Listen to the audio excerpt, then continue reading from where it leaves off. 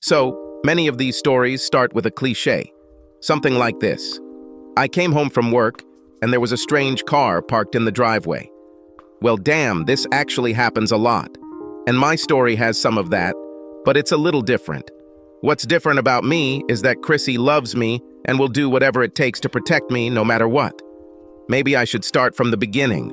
Well, at least not since recently. My name is Tim Matthews. I work in the IT department for a mid-sized company in the Midwest.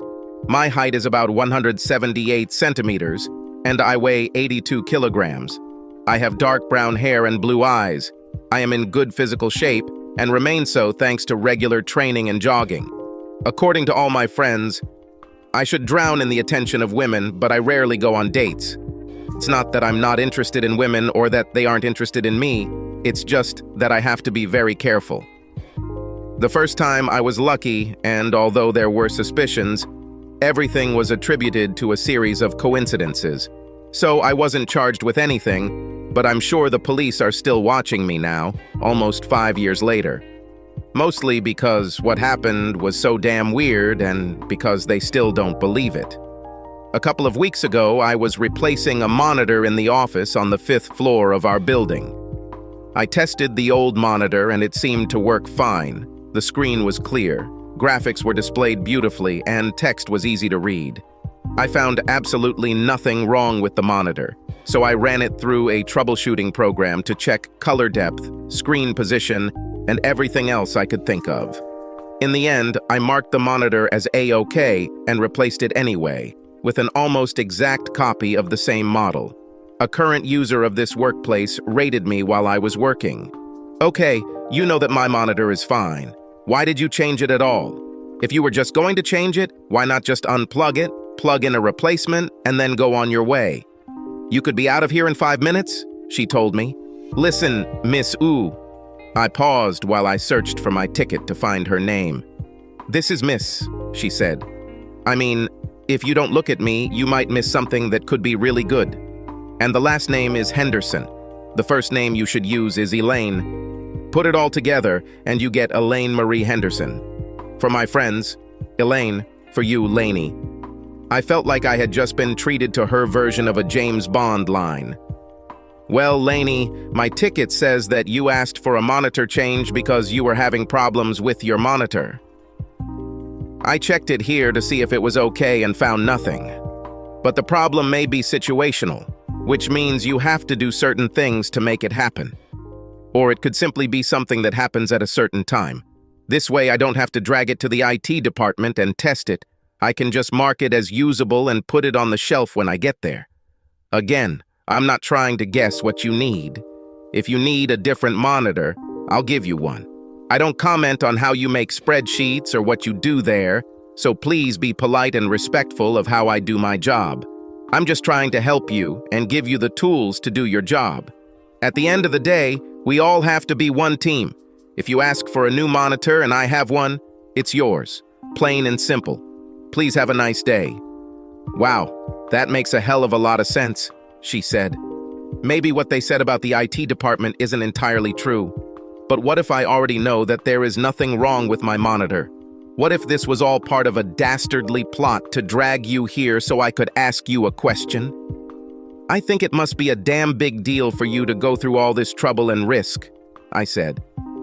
"So what is the question?" I turned and looked at her for the first time and almost fell. She was tall and slender but curved, where you want your woman to be curved. She had a mane of wild red curls that flowed over her shoulders like a waterfall cascading over a cliff. Her luscious lips were stretched into a welcoming smile, and when she took off the square-framed glasses that office types had been all the rage of late, I nearly fell into her sea-green eyes. It all looked like she had been rehearsing for days. She took off her glasses and shook her head, causing all her hair to become disheveled. It looked like an advertisement for a damn shampoo. She even put one of the temples of her glasses in her mouth and bit down on it lightly, so I could see how white her teeth were. I expected her next move to be a move in which she would open her blouse, unbutton a few buttons, and then slide toward me across the long conference table, like in Van Halen's '80s Hot for Teacher video.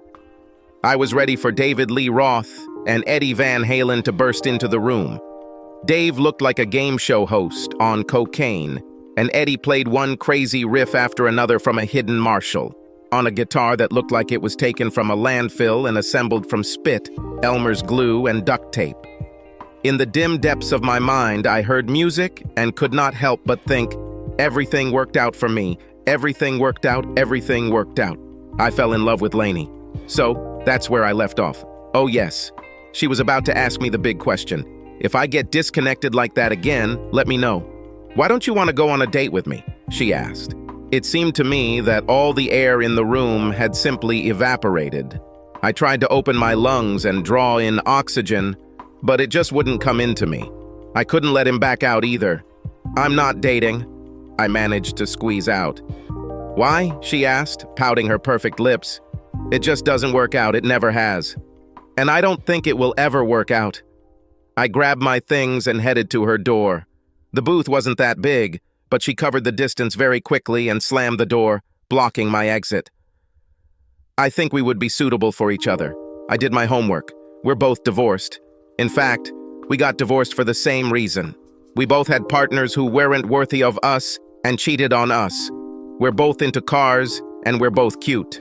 She paused and looked at me again. At least you're cute. I'm not too confident in myself. As she uttered the last phrase, she ran her fingers over her body, from her slender hips to her small but perfectly proportioned breasts. It was like a stripper doing her act with her clothes on. This woman should never be allowed to watch MTV or adult movies. Am I pretty, Tim? All I could do was nod my head up and down. Well, let's talk about this some more. How about tomorrow at lunch in the cafeteria? You should have lunch sometime. When do you eat, Tim? She asked. It took me a few seconds, which seemed more like days, to answer. At 12:45. See you then, she smiled. When I returned to the IT office, most of the men and women were busy, but I saw them all looking at me as I carried the monitor and placed it on the shelf. I looked at the board of available tickets and was about to grab one and head back when one of my best friends, Josh Thomas, grabbed my arm. Well, what do you think? He asked excitedly. What am I thinking about? I asked, looking confused. I noticed that all eyes in the IT office, including my longtime friend and supervisor, Emma Smith, were on me. I went upstairs and tested the monitor and it was fine, but I swapped it anyway and then came back. If you asked me if I thought there was anything wrong with this monitor, I would probably say no, but you know how it goes. Anyway, I'm going to fill another ticket. He looked at me as if I had just thrown away a winning lottery ticket. He then looked around the room and everyone else was just as incredulous. He threw his hands up as if he was beside himself with rage. Emma ran across the floor towards me and stopped me from leaving. Tim, was anyone in the upstairs booth when you changed the monitor? She asked. I tilted my head to the side as if I couldn't remember or wasn't thinking about it. Then I opened my mouth to speak, but quickly closed it again. I noticed that everyone in the fucking office was waiting for me to say, so I wanted to drag it out as long as possible. Yes, there was some woman there. I said it so quietly and so quickly that no one could understand what I said. Then I reached for the doorknob. Emma smacked my hand away from the handle. Okay, we know that we set you up, and we want to know what happened, Emma hissed. Don't be mad. We all love you and think you're a great guy who works too hard, and we just want you to be happy. Elaine has been asking about you since she started working here 6 weeks ago. You have a lot in common. You both work on cars, and she is very beautiful. She went through a divorce, just like you. You should at least try. I know she asked you out tonight, so are you coming? Well, I guess your plan didn't work, I said. She didn't ask me out on a date tonight. There were a lot of gasps and exclamations when I said this. I even heard someone say, "What a bitch." We'll have lunch tomorrow, I smiled.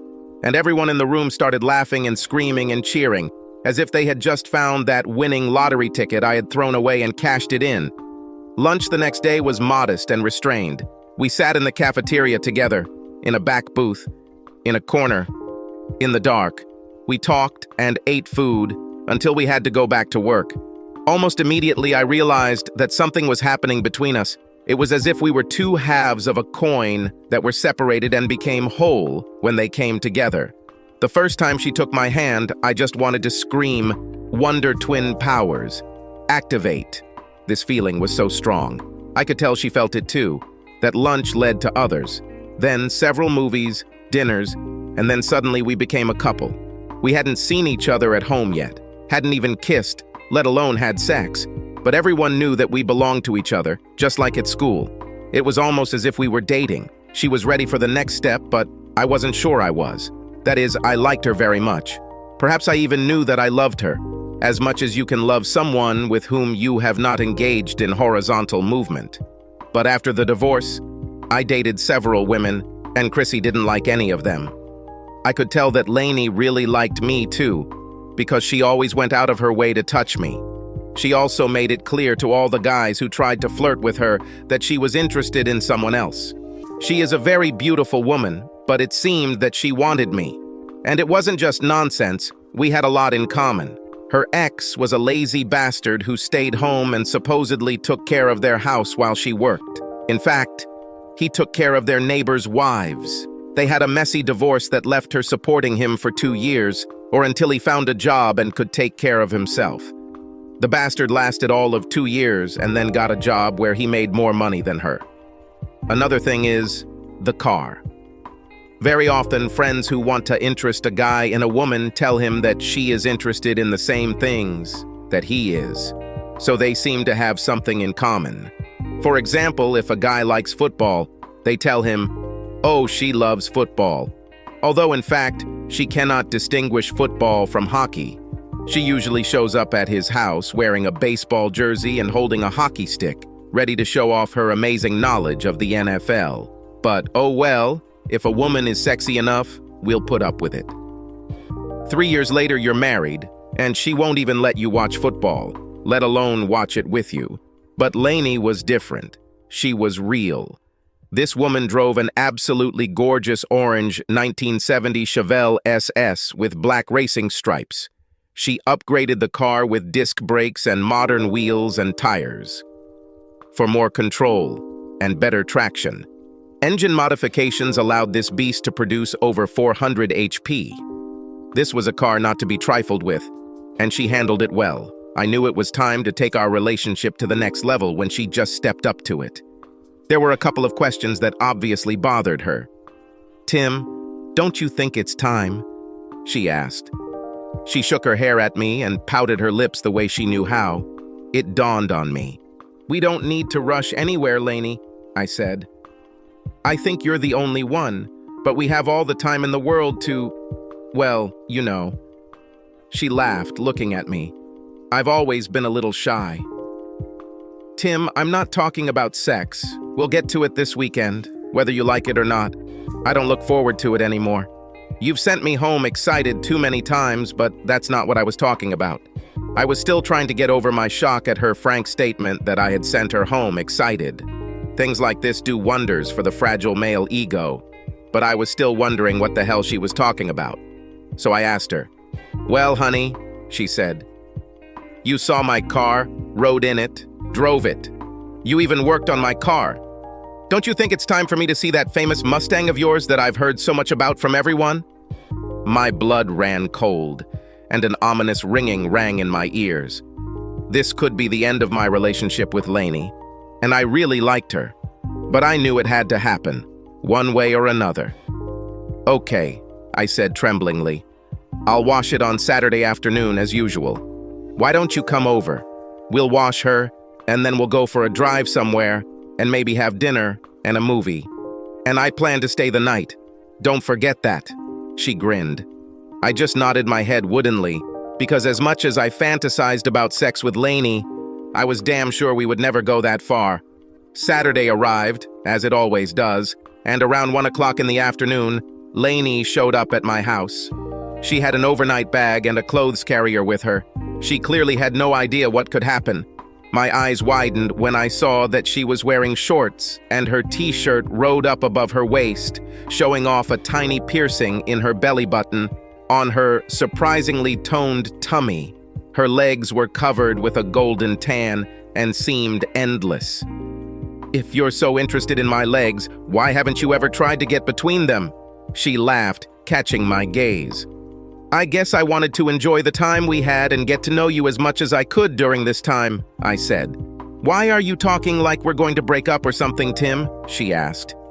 "Did you know that I turned down dates with other guys in order to spend time with you?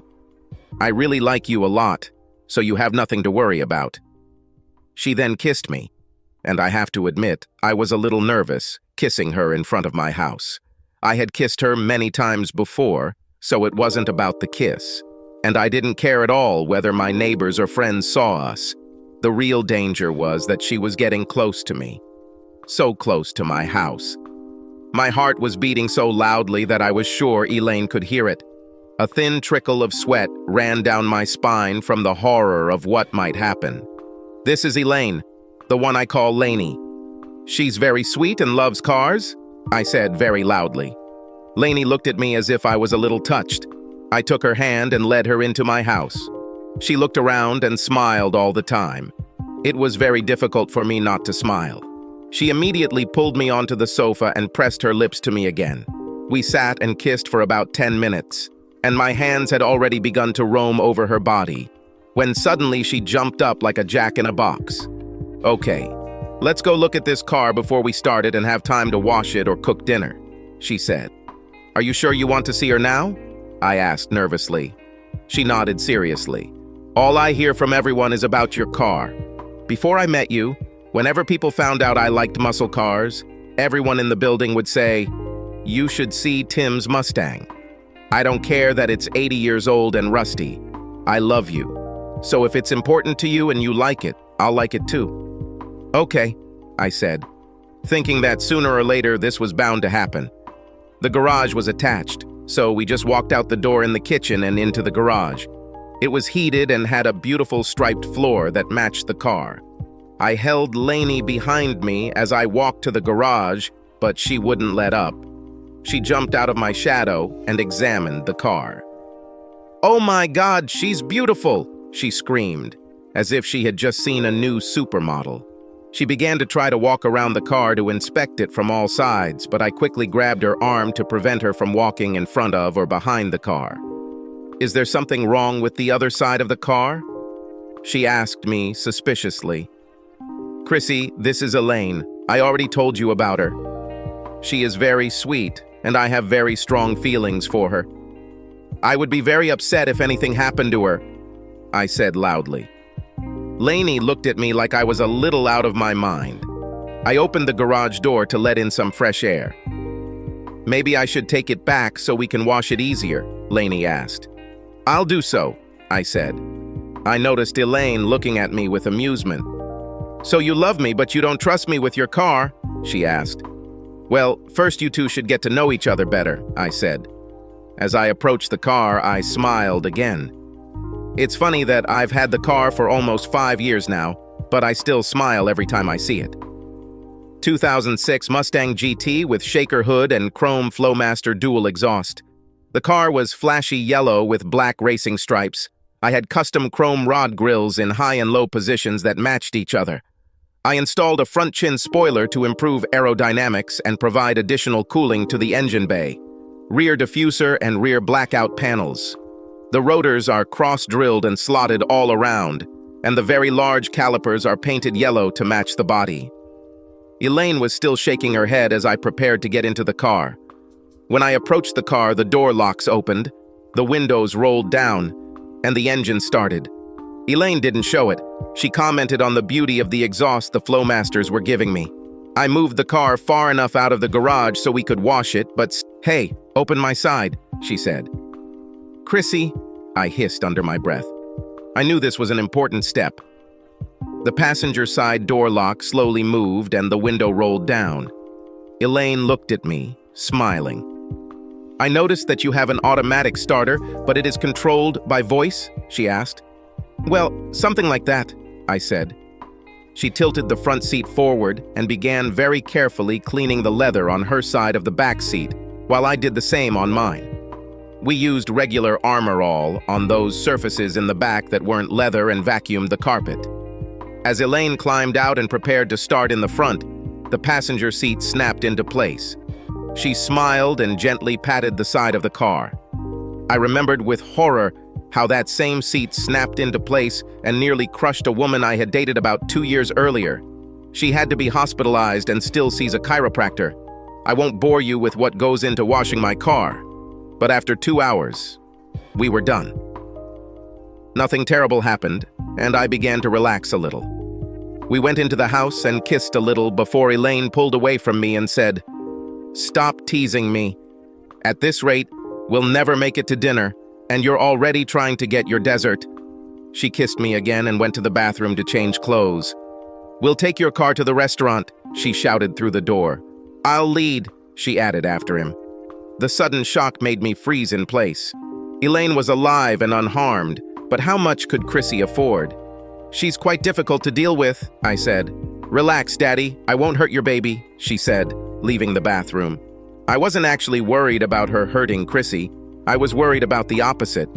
But Elaine looked so good coming out of the bathroom in her little black dress that I just couldn't say no to her. I will be as gentle as if she were my own. Besides, we get along great anyway. I feel like we're old friends. She smiled at me when she said this, and I just looked in a nearby drawer and gave her the car keys. We locked the house and walked to the car hand in hand. I walked to the driver's side and the locks opened. "Hey, I have the keys. How did you do it?" Elaine asked, puzzled. "Is this some kind of proximity sensor?" "Yeah, something like that," I said. I opened the door for her and she sat in the driver's seat and pressed herself against the soft leather. "Holy shit! This seat feels like it's molding itself to my back," she said excitedly. "This is very good, very convenient. It feels like I'm wearing a car rather than sitting in it." "Yes, those are good seats," I said. She turned the ignition key, but nothing happened. "Do you have a short circuit in the ignition system?" she asked. "Chrissy," I said. "Let's." "Don't scold her," Elaine said. "Maybe I turned the key wrong." "Let me try again." She simply reached for the key, and the powerful V8 started up and came to life. The whole machine vibrated with force. Elaine simply smiled, leaned towards me, and kissed me again. "I like that sound," she said. I was in seventh heaven. I love Elaine, and it looks like Chrissy has accepted her. This in itself was a miracle. Chrissy had never even tolerated anyone before, let alone accepted him. We had a nice dinner and were on our way home when tragedy struck. Elaine looked at me and our eyes met.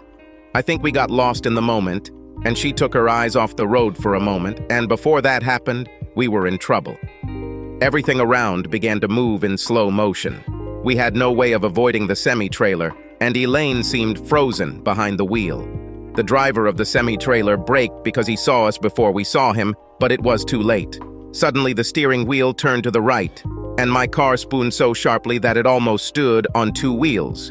We missed the truck by millimeters, and no one was hurt. We stopped on the side of the road and watched further traffic. For the next few minutes, our hearts were beating too fast. The only sound was the big V8 pulsing in the background.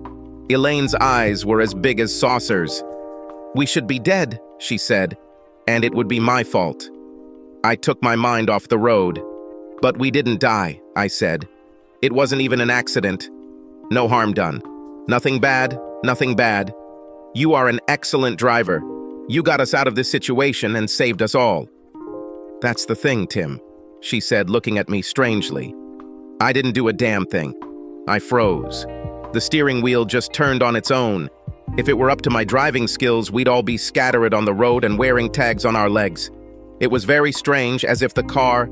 She looked at my face as if expecting me to say something to miss something, but all she heard was the rumbly of the big V8. She put the car in gear and drove us home.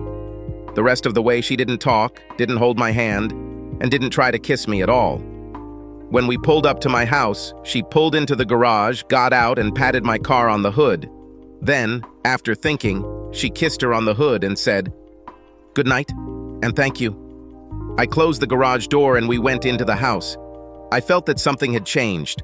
I chalked it up to a near miss. I took off my jacket and tie and sat down on the sofa next to her. I knew in my heart that there would be no sex that night. "Would you like a glass of wine or beer?" I suggested. "How about you tell me the truth?" she said. "I always tell you the truth," I said. "I never lied to you about anything." "There's a big difference between not lying and telling the truth," she told me. I could tell from the look in her eyes that she was up to something. "I've been wondering all day why the hell you named your car after that stupid blonde from Company 3. But that's not entirely true, is it? Chrissy isn't named after Suzanne Summers, is she? This machine is not voice-controlled, is it?" she asked, looking straight at me. I shrugged and shook my head. "Chrissy is short for Christine, as in Stephen King's book, Christine, isn't it?" I nodded my head. Elaine grabbed my hand and wrapped it around her. I could feel the goosebumps on her skin, and she was shivering in more ways than just the cool evening breeze. I took a blanket out of the closet and we made ourselves comfortable on my couch. "I'll tell you the whole story," I said. 5 years ago, I got married. I thought, like most people, that I had a good marriage. Shanna and I were together for about 8 years. We both had great jobs and were quite happy. We didn't have children, but that was a blessing. We met in college and I just couldn't figure us out. We weren't right for each other. I was a nerd, plain and simple. She was a cheerleader and the most beautiful girl on campus. So many guys were chasing her that you had to make an appointment to ask her out and only get rejected. It was a complete coincidence that we met at all. To say she was out of my league would be a gross understatement. If my league exploded, none of the fragments would reach it. She was the quintessential American beauty. Blonde hair, blue eyes, huge chest, long legs, the whole 9 yards plus. Her roommate, Sarah, was in my honors English class, and we were working on a paper together. Sarah also did most of Shanna's English and history homework. Shanna had other people doing other things for her, so none of this tedious studying could interfere with her social life. Anyway, Sarah and I were working on our English assignments when Shanna came home from the beach with some guy. She threw off the covers as soon as she entered the dorm room and began to undress without even noticing my presence. Looking back, she probably did know I was there. She really enjoyed showing off her body. Her breasts were huge, not in the ugly porn star way, but large enough to look out of place on her small body. It was almost impossible to look anywhere else. "Oh, sorry," she said, covering them, looking straight at me. "I didn't expect Sarah to have guests. She never brings anyone home." I simply turned away from her and went back to studying with Sarah. The mood in the room somehow changed. Sarah spent a lot of time looking at me, as if she was trying to determine whether I still perceived her the same way after seeing the school princess almost naked. A few days later, Shanna called me. Her laptop wouldn't boot, and since she heard from Sarah that I was studying computer science, she was hoping I could help her. I told her that she would be better off taking the computer to the store where she bought it, or to the computer science lab on campus. I then politely told her that I needed to get back to studying and hung up. The next day, Sarah came to my apartment with a large bag of cookies that she had baked. I didn't understand how or why, but suddenly, in her eyes, I became special. I think it had to do with the fact that I was the first person she had ever seen who refused Shanna anything. In reality, I was more than a little intimidated by Shanna, but more than that, I just didn't see any possibility that she would ever pay attention to someone like me. Like those guys who are into sports cars and dream of a Ferrari or Porsche. They know they will never be able to afford a car like this, so they buy cheap Japanese imports and add every possible part they can to it. They turn the car into the fastest and loudest Toyota Celica ever made, but deep down they know it's just not a Ferrari. More practical guys simply lower their expectations. I knew I would never have a chance with Shanna, so Sarah was fine with me. Sarah was actually quite pretty. She was shy, slim, had nice legs and a sweet smile. But to be honest, there were hundreds of girls just like her all over campus. However, there was only one Shanna. Eventually, Sarah and I started dating and we started having sex. We even used their dorm room sometimes. And that's where the problem started. Sarah and I, like most bright young people, were something of an experimenter when it came to sex and other things. If we heard about something, we tried it. If one of us liked it, we added it to our repertoire. Sarah and Shanna talked to each other about different things as roommates, and I think our sex life was one of them. That first year, Shanna had sex with almost half the school. Poor Sarah only had me. Sarah was pretty open when it came to sex, and we walked out of her room one afternoon to find Shanna sitting on the couch when we walked out.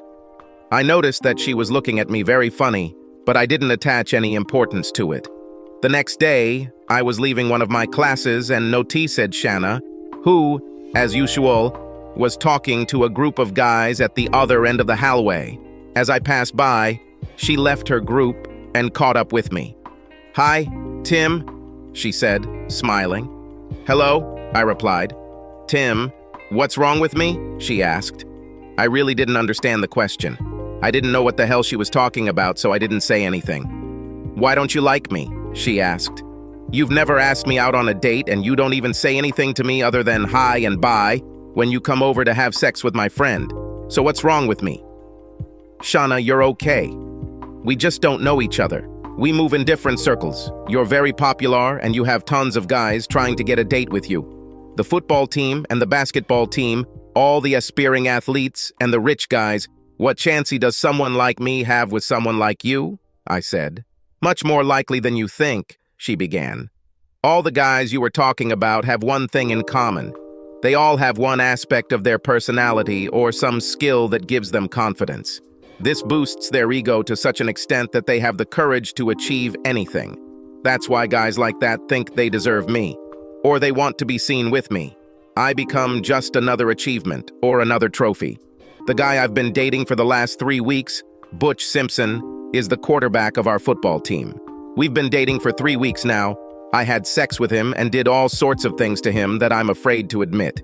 And only today, I found out that he doesn't even know what my last name is. Besides me, he has sexual relations with 2 more girls. I don't matter to him.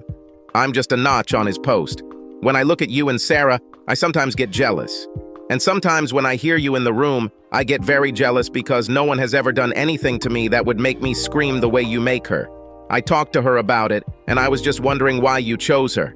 Think about it sometime." Shanna walked away, leaving me standing there with my mouth open. I was very flattered, but I didn't take it seriously. A few days later, one evening after her evening classes, Sarah was crossing campus and was hit by a reckless driver who did not slow down at all.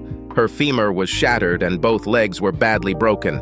Some internal organs were also damaged. She was taken to the hospital, and immediately after surgery, she was transferred to a hospital in her home state. I was waiting for her on the porch of her house, sitting on the big porch swing they have, when her mother came out to tell me the news. I got scared and cried like a child. Mrs. Dawson, their housekeeper, took me to the hospital, and I waited there almost all night, but I was not allowed to see her. She still did not regain consciousness. That day, my life changed dramatically. I could barely make it to most classes. The rest of the time, I walked around in a fog. Sarah and I, like most young people in love, considered ourselves invulnerable and did not think at all about what might happen. Her parents not only didn't know we were in love, they didn't even know I existed. I tried to see them and introduce myself before they took her, but in their own grief and suffering, they had no time for me. Like them, I had to face my grief alone. Surprisingly, Shanna visited me several times and tried to cheer me up. She often brought me food and made me eat. A couple of times she took me on walks and let me talk about Sarah. She never spoke, just listened to me pour out my heart for another woman. When we returned to school after the Christmas holidays, there was no word about Sarah, and absorbed in my own education, over time I simply stopped asking. Shanna and I had entered the friendship stage. I figured she was just testing me out of loyalty to Sarah. One evening, she just showed up at my dorm while I was trying to study and dragged me to the movies. Almost every person in the cinema was wondering the same question as me. What the hell was Shanna Burnett doing with this nerd? Most of them didn't even know my name. Over the course of the evening, several of her ex-friends or ex-dates came over to talk to her, ignoring me as if I wasn't there. Of course, I didn't say anything. And when one of them sat down next to us and started trying to take her hand, I apologized and left. A couple of hours later, there was a knock on my door. I rolled over and tried to sleep, hoping she would just go away. The next moment, I realized that she was standing in my room and looking at me, clenching her fists. My roommate let her in. "Dude, do you even realize who this is?" "This is Shanna," he said, as if that explained everything. I don't think he knew what her last name was. "Why the hell did you just leave?" she shouted. She seemed to be on the verge of tears, which really confused me. "Shanna, there were 3 or 4 guys hanging around you, and every minute more were coming. You got all the attention you could handle. You didn't need me to interfere," I said. "I appreciate everything you've done for me, and I will tell everyone who asks that there is another side to Shanna. I will tell them how caring you were and how you were there for me while I tried to get over what happened to Sarah. But in reality, you did much more than you would expect from a roommate." I looked at my roommate as I said this. He just grinned, shrugged, and said, "Dude, she's Shanna." He also didn't indicate that he was going to leave so we could talk in private. It seemed like he was just staring at her from all sides. "The earth is calling, Tim," Shanna said hotly. "Get your head out of your ass. Have you ever heard anyone talk about me and Mother Teresa in one paragraph, let alone one sentence?" She looked at me as if I was one of the slow-witted ones. "Tim, I'm damn sorry that this happened to Sarah. I had to find 2 more people to do my English and history homework. But that's not why I hung around you." "Shanna, I don't do other people's homework," I said. "Tim, have I ever asked you to do my homework?" She snapped. She then turned to my roommate and found him with his head bowed, staring open-mouthed at her ass. "Hey, asshole," she snapped. "Since you're still here, have you ever heard me ask some guy to go on a date with me? Have you ever heard me practically beg some guy to do something to me?" He shook his head, but didn't stop looking at her. "Tim, I asked you to go to the cinema with me tonight, but not because I'm trying to help you forget Sarah. I asked you because I wanted us to spend some time together. I just wanted it to be you and me, not you and me in Sarah's ghostly presence." I thought about it, but the idea seemed unrealistic. She must have had some kind of agenda or ulterior motive that I couldn't see through. "Well, there wouldn't have been room for Sarah's ghost anyway, with all these guys that came," I said. "And it's been 2 hours since I left, so you really couldn't be that worried about me leaving." I also noticed that she wasn't wearing the same clothes she was wearing when we first went to the movies. "Tim, you can't blame me for these guys showing up. Some of them are friends and some I didn't even know, but you were the only one I was there with. I tried to tell some of them about it, and then the movie started, and I was so caught up in watching it. And when the movie ended, I looked back to ask you how you liked it, and you weren't there. That's why I came here to tell you that you left me, but really, I just want to know why you don't like me." She looked upset. It was as if there just wasn't a logical explanation for why anyone, especially a guy, wouldn't be that into her. "Shanna, what was the name of the movie we went to?" I asked her. A blank expression appeared on her face. "It was The Lord of the Rings," I said. "This is part of a trilogy," I continued. "Tonight was the first episode, The Fellowship of the Ring. The film is 3 hours long and had not yet started when I left a little over 2 hours ago. This means that the movie you watched to ask me how much I liked it is still playing right now.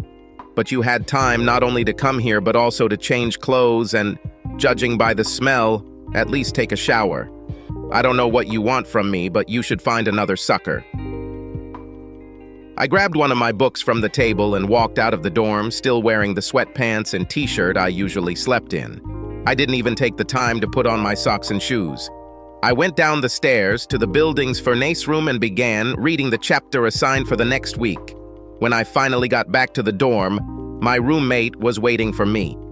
"Dude, why were you so rude to Shanna?" he asked incredulously. "She asked me to tell you that you won't get rid of her that easily." A couple of days later, I was in the library, and Emma Bailey, my classmate, came and sat at my table. She smiled shyly at me and looked at her book. As we sat there, she kept sneaking glances at me, and eventually, I just asked her what was going on. "I'm just curious," she replied. "You're just not like them. On whom? I asked. Didn't you meet Shauna Baker that night? I nodded my head. Well, it was the same night that she had her infamous group sex with 4 or 5 guys, so I'm just wondering what kind of group sex it is and what it's like.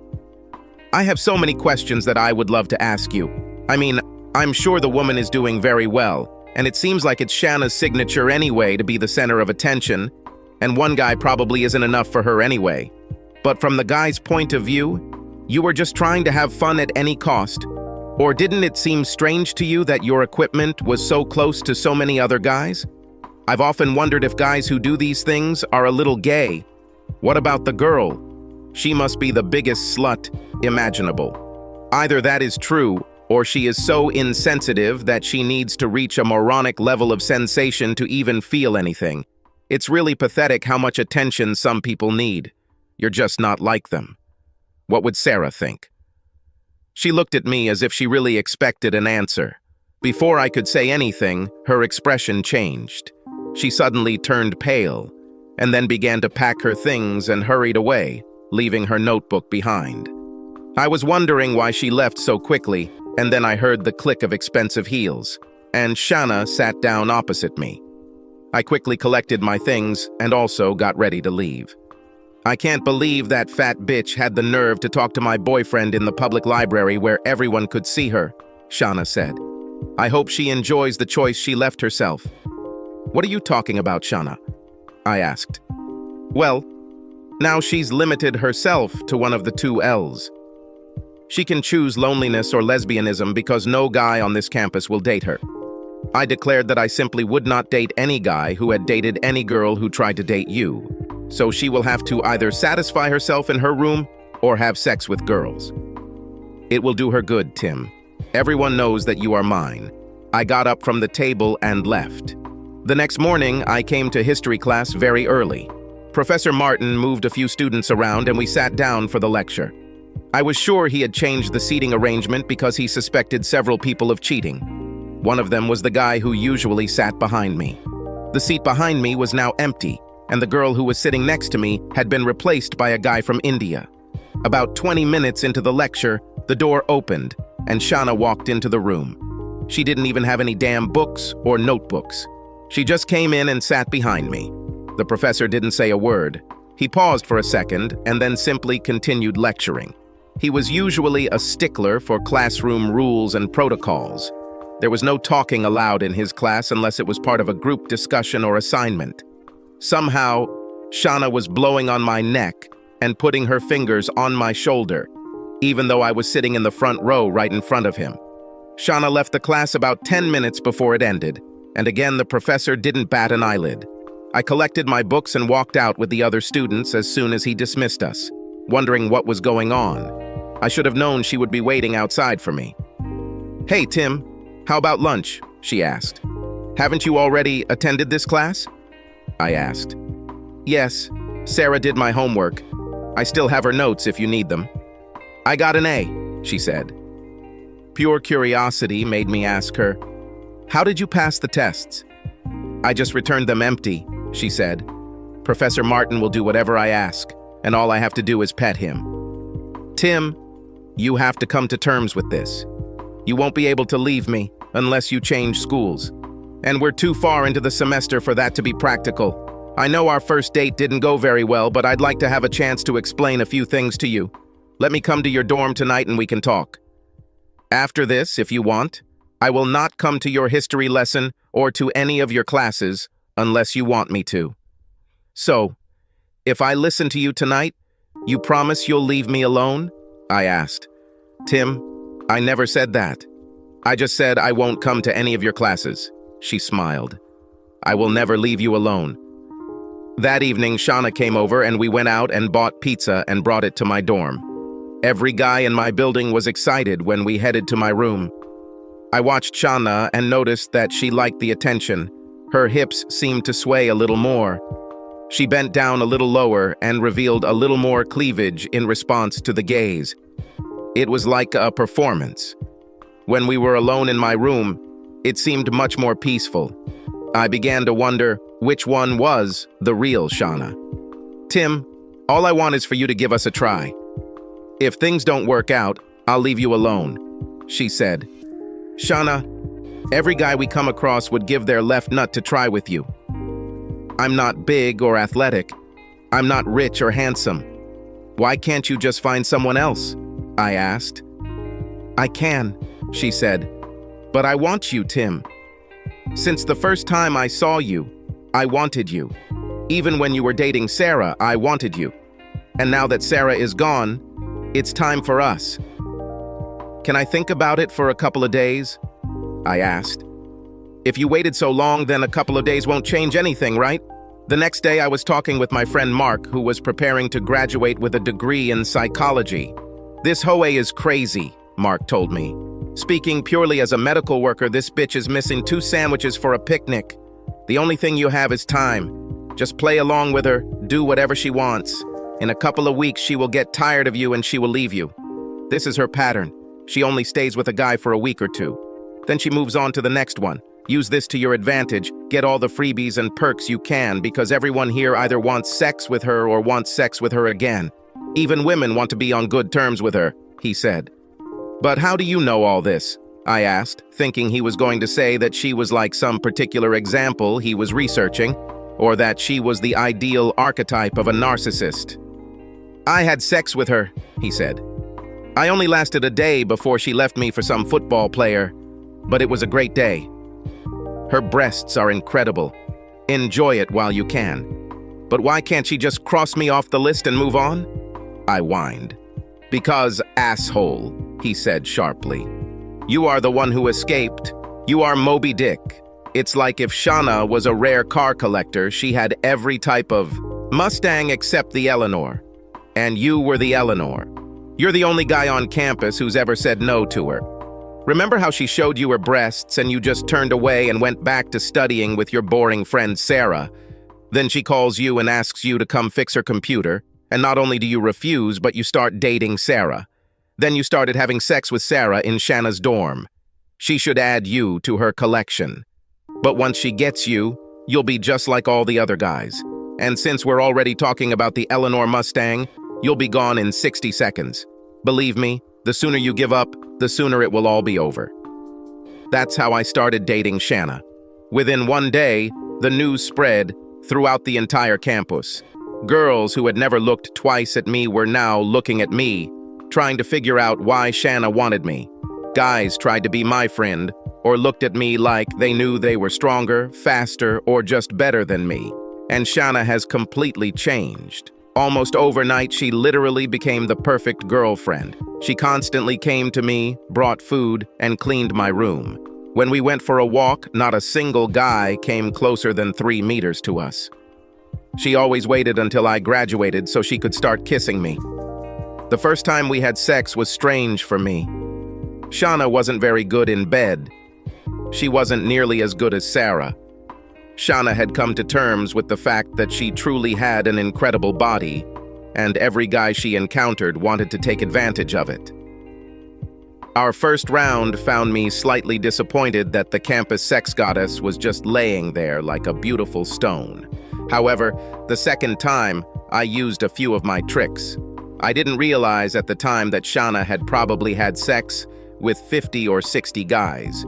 But this was her first climax that wasn't manual. I didn't realize it either, but I was working against myself. Remember, my goal was just to play along with her until she dumped me, and I could go back to my normal routine. For the first few weeks, I pretended that I really wanted to be with her, but I didn't have sex with her.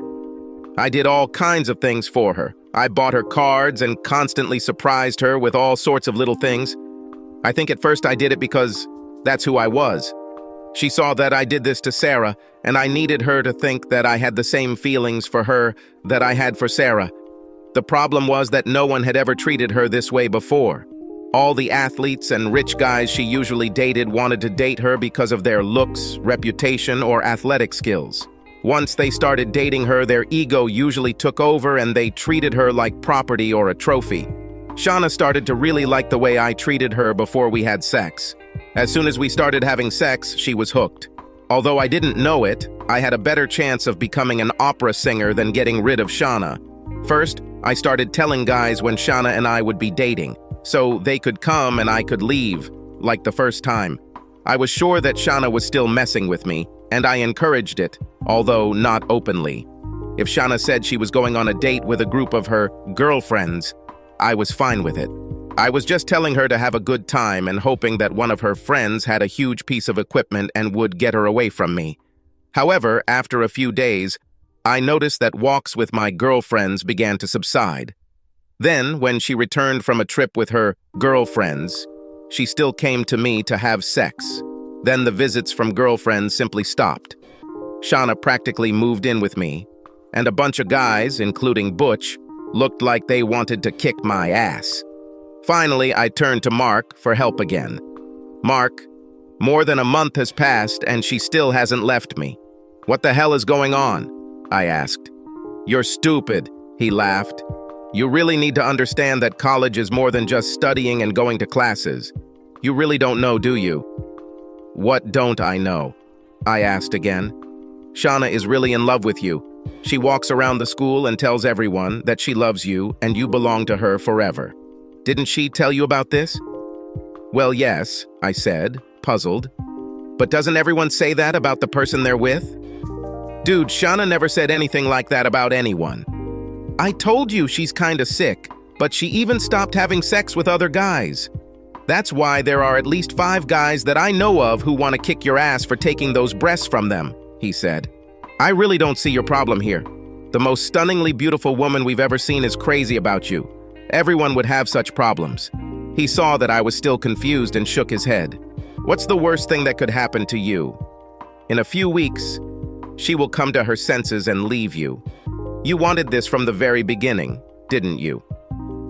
But for now, you can enjoy the feeling of having the sexiest chick you know at your fingertips.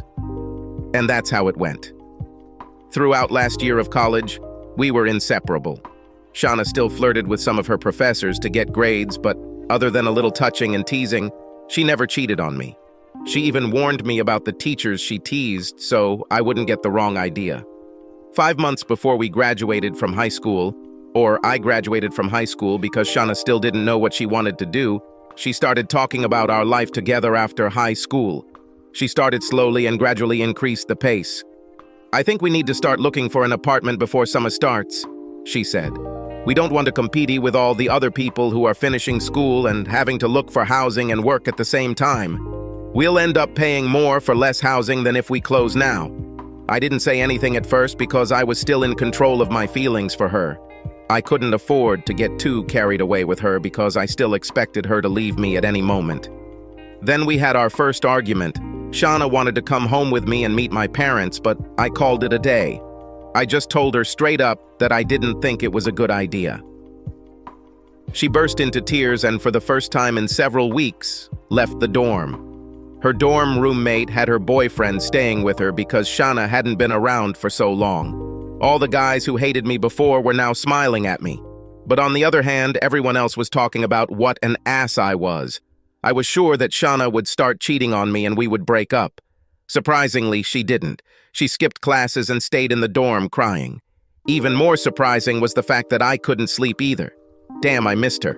Eventually, I had to admit that I had feelings for her too. Love can be damn tricky sometimes. The next day, I was leaving the computer science building after a lecture, and then she appeared. She had dark circles under her eyes and just looked miserable.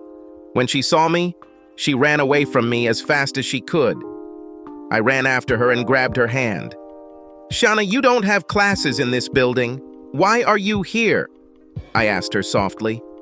I just thought that if I looked at you one more time, it would make me feel better, she cried. Forgive me, I won't do it again. I wrapped my arms around her and squeezed her as hard as I could. I even grabbed 2 big handfuls of her ass and just pulled her towards me. She kissed me. She pressed herself even more into me. Damn! Someone shouted behind us. I looked around and noticed that everyone near us was looking at us. Anytime, anywhere, I'm yours, she said. Needless to say, my parents loved her, especially my father, of course. It took Mom longer to come to her senses, but eventually she too fell under Shauna's spell. We got married before I finished school. We went through the same normal adjustment period that most young couples go through. Of course, there were a few differences. Normal couples don't have a problem with people staring open-mouthed at their wife when they go to the cinema or a restaurant, but we dealt with it. I found a great job almost immediately after graduating from university, and Shanna, after several years of staying at home, got a job serving customers at a restaurant chain. She was great at it. When an irritated customer came to her, he would usually take one look at her and forget about why the service or food bothered him in the first place. About 4 years into our marriage, we started trying to get pregnant. Our sex life has always been intense, but we started having sex with a purpose. But nothing seemed to work. Eventually, we started seeing different doctors and learned that Shauna would never be able to have children. The news did something to her and she seemed to change overnight. She began to dress much more revealingly. It was almost like my student years. She seemed to be going out of her way to get attention again. When I asked her about this, she avoided answering and started crying. I knew it was some sort of emotional breakdown caused by the discovery of her infertility, but I didn't really know how to help her. I turned to a therapist for advice on how to deal with this. He told me that, as I suspected, this was probably just Shauna's way of trying to feel more attractive and that she could still turn men on. This is because a woman's role and part of her sexual identity is that childbearing is a core part of a woman's biological function. Shauna, finding that she could not perform this function, felt somehow inferior to other women, so she needed to prove that she was at least as attractive in appearance in order to somehow compensate for her biological inability. It didn't make any sense to me, but I didn't want to say anything to her about it because by that time, I loved her so much that I was ready to do anything for her. Then came the moment that I initially hoped for, but then began to fear. About a year after I found out she couldn't have children, I caught Shanna doing this. Some guy she knew in college was having sex with her on our couch when I walked into the house. In typical cliché fashion, I came home early and found them. I watched for a minute or two and was puzzled. Shauna just lay there while some guy had her. He had the biggest smile on his face, but she could have been watching a rerun of an old TV show. "Oh, baby," he hissed. "I'm gonna finish. Do you want me to come out?" "It doesn't matter," she answered weakly. "Just hurry up, okay?" "Oh, yes, that matters," he said. "Your little bitch husband won't be too happy if I knock you up." "Get away from me, asshole," Shauna screamed. "Tim is a much bigger man than you will ever be." "I don't know why I'm even doing this to you. You can't even make me climax. Get out of my house and never come back." Then she just started crying while he gathered his clothes and ran out of the house. He couldn't get his truck out of the driveway without hitting my car, so he drove through my grass and left ruts in it. But the lawn was the least of my problems. I sat down next to her and she looked up at me, tears still streaming down her cheeks. "Oh no," she screamed when she realized that I had been there for a long time. "I'll just pack a few things and won't disturb you," I said. I was probably in a lot more pain than I expected. I never thought I would ever truly love her, but I do. I always thought that I was only holding on to her because I had no other options. I mean, who else but her could truly want me? She was much more beautiful than any other woman I had been intimate with, and she seemed to genuinely care about me. But it's time to leave and end this farce, once and for all. I left and spent the night in a cheap motel that I still don't remember. I only remember that there were walls and a small bed, and the night cost me $49.95. The next day, Shanna was waiting for me near my work. She was wearing jeans and a sweatshirt and was trying to be as unsexy as possible, but it wasn't working. This woman could look sexy in a bag made of matting. She had huge circles under her eyes and was still crying. Everyone in the building looked at me like I was dog shit when I walked past her and refused to talk to her. My boss told me to take the day off, go home and get things done because Shauna sitting in the parking lot crying was bad for business. Actually, I think he just wanted to please her. This was another case where her magical breasts influenced some weak guy. I finally agreed to go home and listen to her side of the story before heading back to my shitty motel. As soon as I got there, She started by taking off all her clothes and pouncing on me. "Fuck off, Shanna. We're here to talk, not have sex. So say what you want to say." I snapped. "I love you, Tim. You're the only one who wants me. You are the only one who truly loves me. Every other man I've ever met doesn't want to know me or care about me. All they want is a chance to get to my chest. And once they do this, most of them become so scared that they cannot carry out their plans. The few who can act only think about just fucking with me, like I'm just a barrel with a hole. They don't think for a second about whether I'm enjoying it. Then they need to tell everyone that they fucked me. That's part of why I was so drawn to you. When I first came home and saw you with Sarah, you looked at me and then just turned to her, like you barely even noticed me. I undressed in front of you, pretending I didn't know you were there. But I knew you were there. In fact, I was so turned on by the fact that you didn't react to me like other guys, that I would have fucked you right there in front of Sarah. I called you a couple of days later to ask you to fix my laptop. I didn't even have a laptop. I was planning on borrowing one, but I ended up not needing it because you said no. No one had ever told me anything like this before. Then you and Sarah started dating, and I started getting jealous. When I first heard you having sex with her and her climaxing with you, I started to hate my dorm roommate. Shauna bit her lip as if deciding what to say next. Later, I found out what she was hiding at that time. "I couldn't believe it," Shauna told me. "I was the sexiest girl in school, and I was jealous of some simpleton from the dorm. All the big guys on campus were following me around. They were willing to do anything I said just to get the chance to be with me, and I was pining for some nerd. So, after Sarah's accident, I went after you. It took me a while because you were so damn stubborn. But in the end, I succeeded. And then I got you into bed. And it was better than I ever could have imagined. Even today, I find myself craving what you do to me. Then, when you stopped wearing those thick glasses and let me dress you, I started to realize that you weren't bad looking at all. And I just fell in love with you, Tim. Indeed, there is no other man with whom I would like to be together, and certainly no one I would love, except you. But when I found out I couldn't have children, I started to feel empty. It's like there's emptiness inside me. I analyzed my life and realized that besides you, I have nothing. In the old days, I could lift my little finger and 20 guys would fight for the honor of doing something for me. But you were never someone I could control, and I began to doubt whether I could ever find another man. I doubted it because if I can't have children, why would any man need me? I am a biological dead end. I will never get pregnant. I literally have no purpose as a woman. I'm just a fuck toy and nothing more.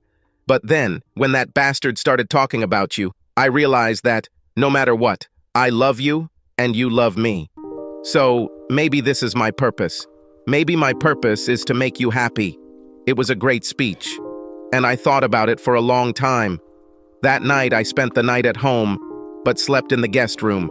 It was several weeks before we were able to return to any intimacy, and it took months before I could say I loved her or even begin to feel it. But the balance of power in our relations has changed even more. And now, a few years later, all the stars lined up again. Shauna ran into Butch, the quarterback from our old college football team. Life was not kind to Butch. He was married to a short, fat woman with a mustache. She became pregnant by him, and he had no choice since her father was the chief of police.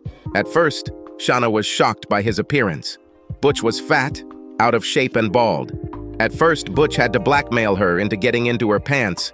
But once he got in, even though the sex wasn't good for Shauna, she enjoyed having control over him more than anything else.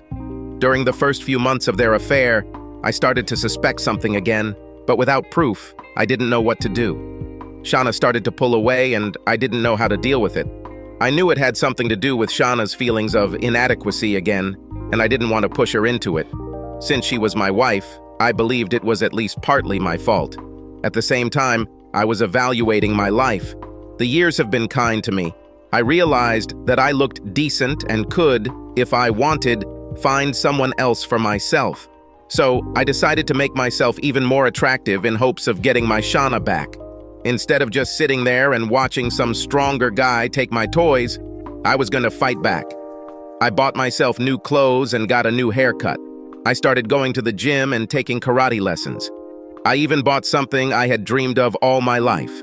I bought a brand new Mustang GT. From the first day I bought the car, I knew something had changed in it.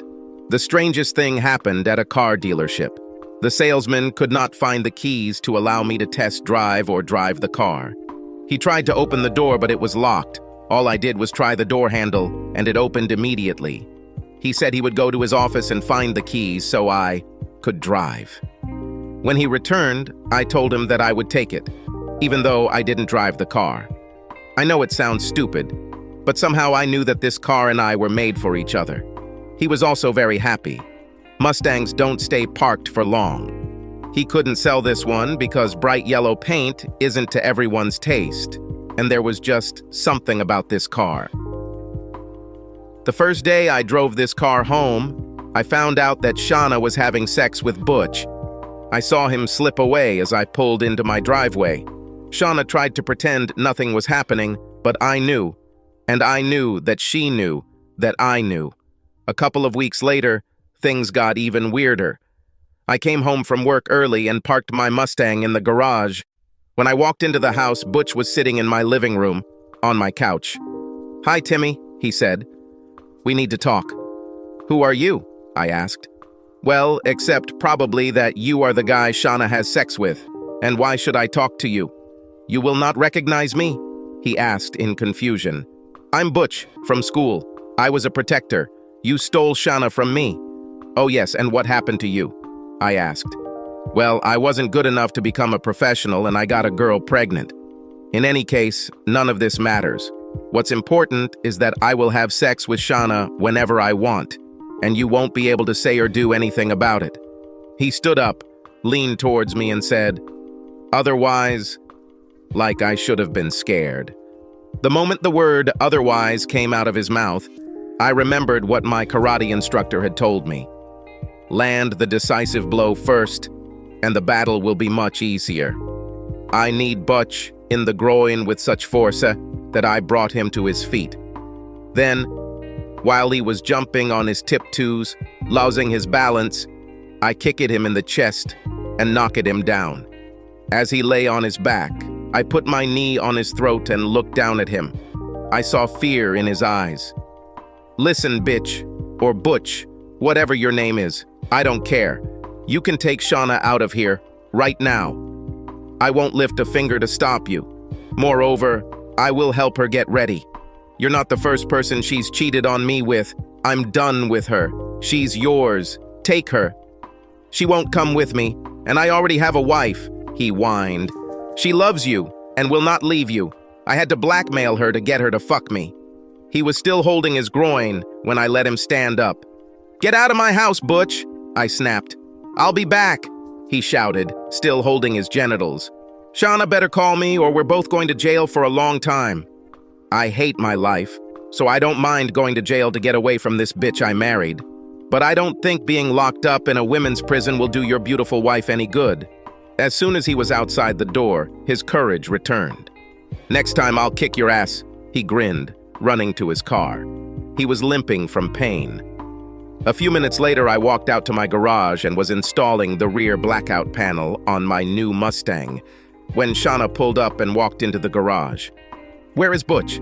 she asked, uncertainty. "I kicked his ass and sent him home," I said without looking up from the car. "Shauna, I'm not going through this again. Pack your things and leave. You can live with Butch, his wife and child, but I'm not going to put up with this." "Didn't that asshole explain everything to you?" she asked, already crying. "It's not like last time. I'm not doing this out of curiosity or frustration. Tim, I know you love me, and believe it or not, I love you and only you, but I have no choice. My back is pressed against the wall, so until I find a way out, I'll just have to deal with it."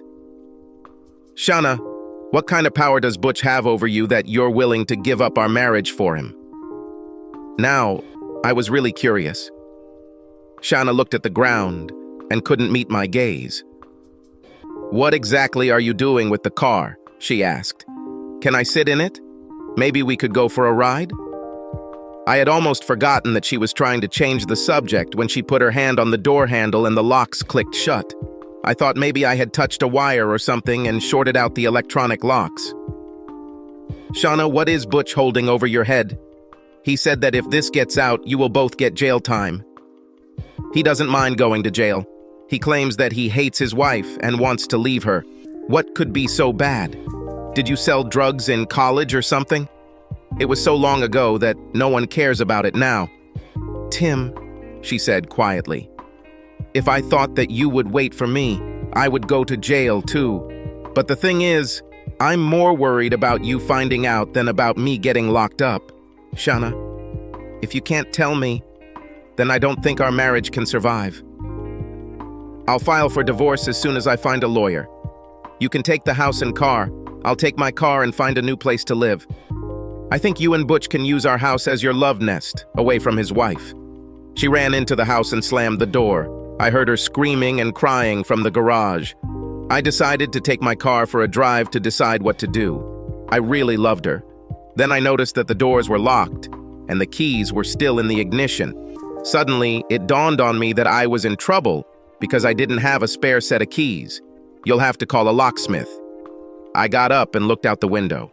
They were there. But something strange happened. The door locks simply opened. What was even stranger was that the engine started and the headlights came on. I remember thinking, it's just a short circuit in the wiring harness. My car will not be able to transform. I got into the car and reversed out of the garage. Shanna ran out of the house. Please don't leave me, she cried. The door locks clicked shut again as she approached the car. I started to think that maybe the car has a proximity sensor and it is connected to the alarm and auto starter. But the car did not have an automatic starter, and the factory alarm system did not have any proximity sensors. Tim, please give me a couple of days to figure this out. I just need to explain all this to you somehow, she said. I rolled down the window and looked at her. She truly was beautiful, and I truly loved her with all my heart. You have 2 days, Shauna, I said coldly. For 2 days, everything is on standby. You don't have sex or have any contact with Butch. You will sleep in the guest room. I don't hire a lawyer. After that, if we don't talk, I'll assume that you just can't give up Butch, or that you're keeping a secret from me that you're willing to share with Butch, which means you and him should be married, and I should be free. Where are you going now? She asked. Just for a ride, I said. Can I go? She asked quietly. Before I could say anything, the window closed on its own, the engine roared to life, and the car began to back up the driveway. I tried to tell her that it wasn't me, that there was a short circuit in the car's electronic system, but she turned away and walked back into the house looking like her life was about to end. I hate this bitch, I said loudly to no one as I drove along the deserted roads. I gave her a wonderful life, everything she ever asked for. I love her with all my heart and soul. How did she repay me? She cheats on me every chance she gets. Maybe she's just not the kind of woman who can be faithful, at least not to me. But she's so beautiful. It just breaks my heart every time she does that. But this time it's just amazing. Does she really think I'm going to believe this bullshit about Butch blackmailing her? I think they're together, and she just wants to be able to have sex with Butch without having to prevaricate. She just wants to rub my face in her shit because she knows she can't control me. I guess I thought I was only talking to myself and no one was listening to me. I often spoke my thoughts out loud to relieve stress and not get tense in bad situations. If I knew then what I know now, I would never have done this. After 2 days, Shanna came to me and said that she wanted the three of us to sit down and discuss the problem like adults. She suggested a possible solution. Her solution included 2 steps if I was ready. The first step involved meeting with Butch and trying to figure out if we could pay Butch some money to just go away. If he doesn't accept the money, will I be ready to just pack my things and leave with her? The second thing is she wanted us to go to marriage counseling because she really loves me with all her heart and doesn't want to lose me for anything. Maybe through counseling she can figure out what's wrong with her and why she keeps getting into these situations. She seemed so sincere, and she had been so miserable the last 2 days. So I agreed. A little later, Butch appeared. When he appeared, I just felt a sinking feeling in my stomach. He didn't move tentatively, as if he was afraid I'd kick his ass again. He grinned and grinned, as if he had already won. Shauna started the conversation. "Butch, you don't make very much money from your job. Instead of having sex with me, could we pay you some money? We could spend $10,000 or $15,000 to keep it a secret." "Bitch, are you crazy or do you think I am?" He grinned. "What would I do with the money? My wife would find it and force me to spend it on things for her and the baby. I couldn't keep it in a jar because she would find out. And then how? Would I explain it? I already told you what I want. You used to like it too, until you started having sex with that weakling and let him take you away from me. So now, you're mine again. I'll have you as often as I want, unless your hubby wants to see some 300-pound prisoner turn you into a lesbian against your will." "She said she doesn't want you, Butch," I muttered. "That's even better," he snapped back. "Throughout college, until you got your hands on her, I had to share this bitch with half the team. She was in control. When we had sex, and how it was always up to her. She loved power and control more than anything else. You know, I once saw her having a gangbang with 5 guys, and she still hasn't reached peak. Just think, 5 guys and all she wanted to do was go home, take a shower, and find out why some nerd dumped her at the movies." As the conversation continued, I became more and more angry. "So maybe you need to know what's going on here. If we go to jail, you'll never see that bitch again. We'll most likely end up with a life sentence. Murder is still a capital offense and there is no statute of limitations." Shauna turned pale when he mentioned murder. "Okay, I'll give you the opportunity to fuck me," she said. "No, you won't. I'll kill him first," I said seriously. "Your little wife obviously didn't tell you about this, did she?" he asked. "Okay, then it's my job. He seemed to really enjoy himself. Maybe he just liked ruining other people's lives because his life had been so shitty ever since he dropped out of college." "Please don't," Shauna whined. She looked so pathetic that my heart simply broke with pity for her. "Whatever it is, we can handle it," I told her. "When we were in college, Shauna could always wag her ass and every guy on campus would do whatever she wanted," he began. "She also manipulated women through men because all she had to do was find out which guy the girl was interested in and go after him. None of the girls wanted to try to compete with her. Everything Shauna wanted, Shauna got, until you came along. For some reason I could never understand she was crazy about you. She told me a year before we left school that she was going to marry you. Only 2 things stood in the way. The first is that you didn't even look at her. I couldn't understand why. I thought maybe you were gay. Why didn't you like her?" he asked. "It's not that I didn't like her," I said. "I just never thought that a girl like her would give me a chance to even kiss her ass, let alone date me. So I targeted girls who I thought would actually give me a chance. There is no point in pursuing something that you have no chance of getting." The second thing standing between you two was Shauna's little roommate. I can't even remember the name of this crap. But Shauna actually asked her to give you up. Shauna wanted her to leave you.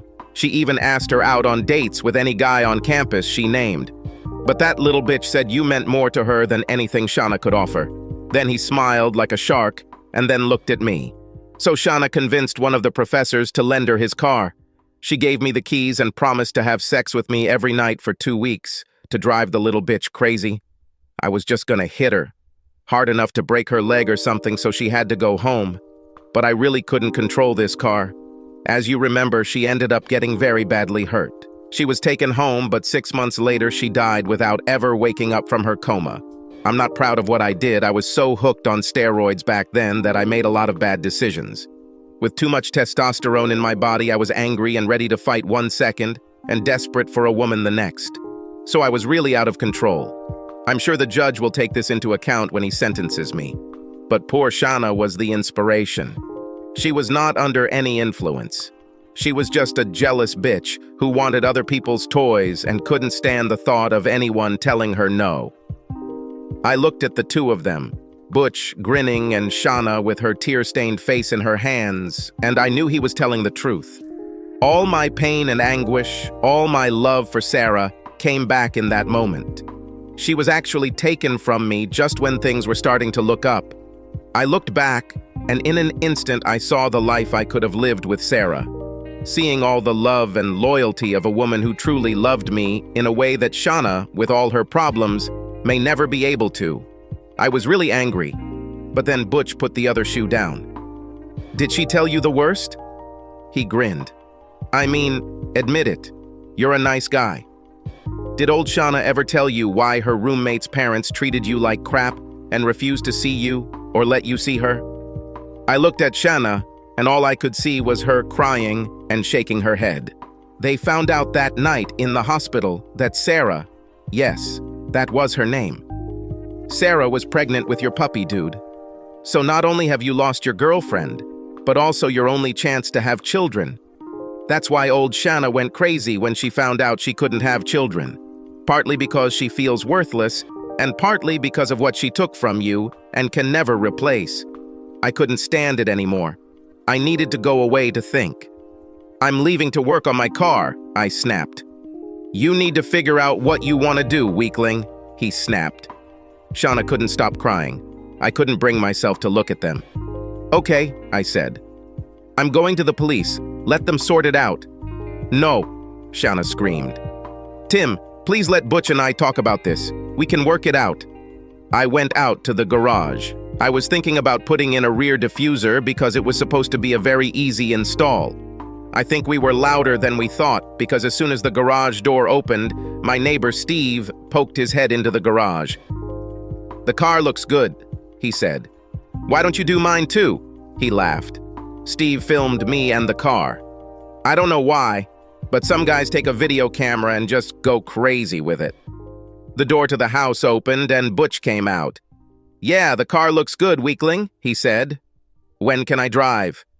"We're not quite finished inside," he continued. "Your little wife will like it if you come back to the house so we can finish everything. Maybe there will be a way to work things out in the end," he said, looking at my car. "Fuck you, Butch. I'm going to the police." "They'll figure it out," I said. Butch reached into his pocket and pulled out a gun. He pointed it at me and told Steve to close the garage door. "I tried to be polite to you," he chuckled. "But I brought this in case you want to try your damn karate moves again." "How are these classes going? Is it you and a bunch of 10 and 12-year-olds kicking the boards in their little pajamas? Aren't you ashamed? Do you really enjoy this?" "You tell me that, Butch. How did you feel when you left here last time? It must have been a few days before you could walk straight," I laughed. Butch got angry, just as I had hoped. I was hoping he'd head towards me so I'd have a better chance of getting to him without getting shot. The closer we were to each other, the less advantage his pistol had. However, neither Steve nor I were prepared for what happened. As he moved towards us, he passed in front of my car. Suddenly, she jerked forward, trapping his legs between the front bumper and the concrete wall of the garage. It happened so quickly that he didn't even have time to scream. The car pulled back and he made an "ah" sound.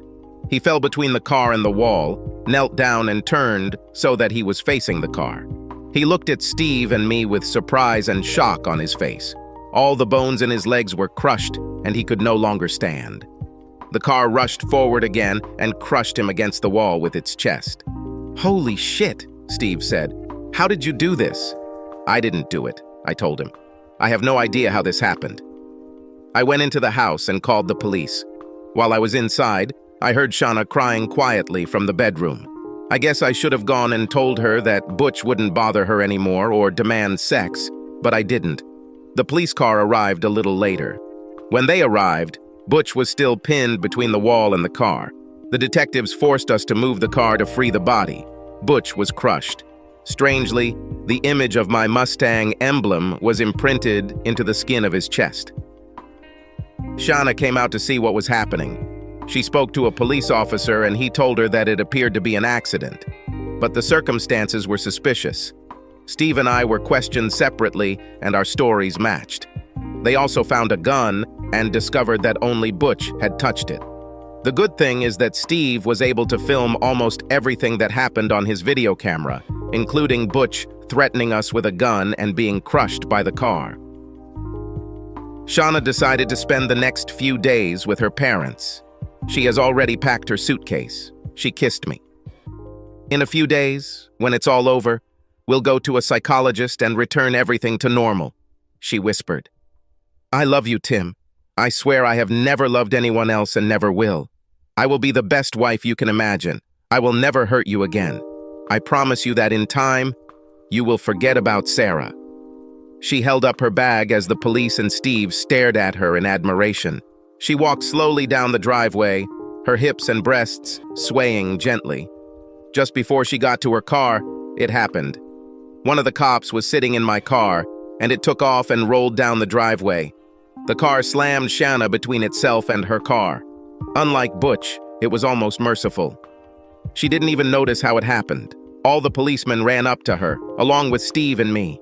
I cried and screamed and tried to pull the cop who was sitting in my car out of it and beat the crap out of him. In the end, they had to hit me with a stun gun to calm me down. I simply could not look at the twisted female figure squeezed between two cars. Shanna's car was totaled, but my Mustang wasn't even scratched. It was an accident, sir, the chief of police told me a couple of days later. We have examined your car from top to bottom, and it will be returned to you today. There is nothing mechanical about the car, and one of my officers was inside the car. He claims he was on the brakes when the car crushed your wife, so maybe you should get your brakes fixed. We offer you our deepest condolences, but there is nothing more we can do. We can't bring her back. His words sounded so empty, so far-fetched. It was probably a politically correct decision, but it didn't make me feel any better. When I picked up the car later that day, it was on a flatbed tow truck. The guy told me he was very sorry, but they couldn't start the car. There's something very strange about this car, mate, he said. I asked him to unload it in front of my garage. At that moment, I wasn't sure if I even wanted to return the car. Almost immediately after the tow truck was out of sight, it started up. The first thing I noticed was that the car was several feet closer to me than where we had left it. I knew this because when we lowered her, she was only 2 feet from the garage door. I asked to put it there so I could try to put it in neutral and just push it in since it wouldn't start. She was now at least 2 meters from the garage. Okay, come on, I think it's my turn now, I shouted. In my grief for Shanna, I think I just wanted it to be over. The car started moving towards me, and I just closed my eyes. I hoped it would be quick, like Shanna's death. I really didn't want to die like Butch, slowly, from 2 or 3 brutal blows. I remembered how he lost the ability to move after the first blow, but there was enough consciousness to just stand in horror and wait for everything to happen again. A few seconds later, I felt something almost gently touch my leg. The front of the car moved up and down, and I could even hear a slight rush of air as the shocks rapidly contracted and expanded. The headlights flickered, turning off and on. The car behaved like a huge puppy who wanted to go for a walk. I got into the car and the engine started immediately. I drove for about half an hour and I don't really remember where I went, but I do remember that it gave me the time I needed to get my thoughts in order. I knew why Butch died, and the truth is, as cold as it may seem, the world is a better place without him. Even his wife and their child would be better off without the poison of living with a man who never loved them. But Shanna's death seemed cruel and unnecessary. Then I realized that the machine did this to protect me. My relationship with Shanna was built on lies. All this time I was waiting for her to leave me or to find out that she cheated on me again. During the entire time we were married, I never felt comfortable with her. I never felt like she belonged to me. Even now, I could not imagine that we would grow old together. Towards the end of the trip, I realized that Shanna, as beautiful as she was never good for me. Besides, now that I knew what she had deprived me of, Sarah and my child, I could never look at her again without thinking about them. Even today, I wonder who it would be. A girl or a boy? What would we call her or him? Would Sarah have blossomed physically like I did after high school? Or would she have declined like Butch? It wouldn't matter because I would still love her. The machine somehow knew before I did that Shanna had to leave, and in the end, maybe it was better for Shanna too, because throughout her life, she was never happy. Her beauty brought her no satisfaction, only pain. She could never cope with old age and the loss of her physical beauty.